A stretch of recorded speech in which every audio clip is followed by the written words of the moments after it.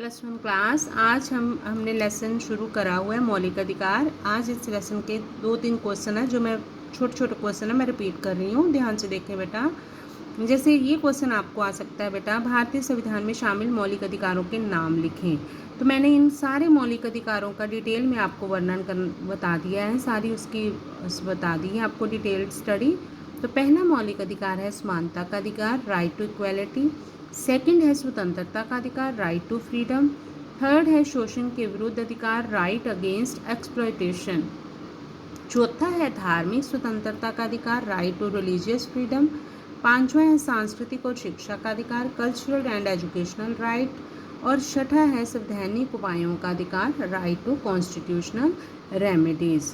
ठीक है बेटे, ये 6 के 6 मौलिक अधिकार हैं बेटा, जो आपने लिखने भी हैं। और नेक्स्ट क्वेश्चन है बेटा, संविधान की धारा 19 में शामिल स्वतंत्रताएं लिखें। मैंने आपको बताया था धारा 19 से लेकर 22 तक स्वतंत्रता का अधिकार है।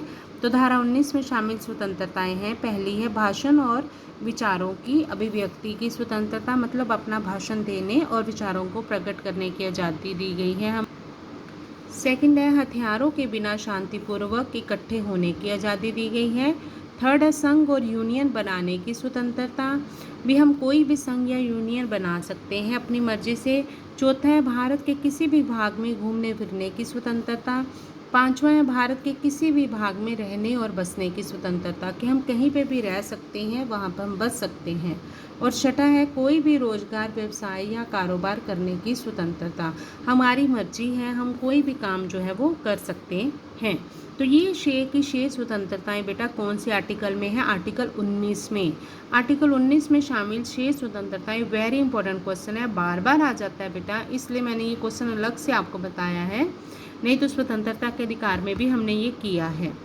अब लास्ट क्वेश्चन है, किसी जुर्म में पकड़े जाने के खिलाफ व्यक्ति को क्या सुरक्षाएं दी जाती हैं? What protection is provided to an individual in respect of conviction of an offence, मतलब एक आदमी जो पकड़ा गया है उसे क्या व्यवस्थाएं, मतलब उसे क्या सुरक्षाएं दी जाती हैं? जब भी बेटा मैंने बताया था, एक बार फिर से सुनो, किसी भी व्यक्ति को उस समय तक कोई सज़ा नहीं दी जाती जब तक उसने अपराध करने के समय जो कानून लागू था उसे ना तोड़ा हो। जब तक ये साबित नहीं ना होता बेटा, उसे कोई सज़ा नहीं दी जाती।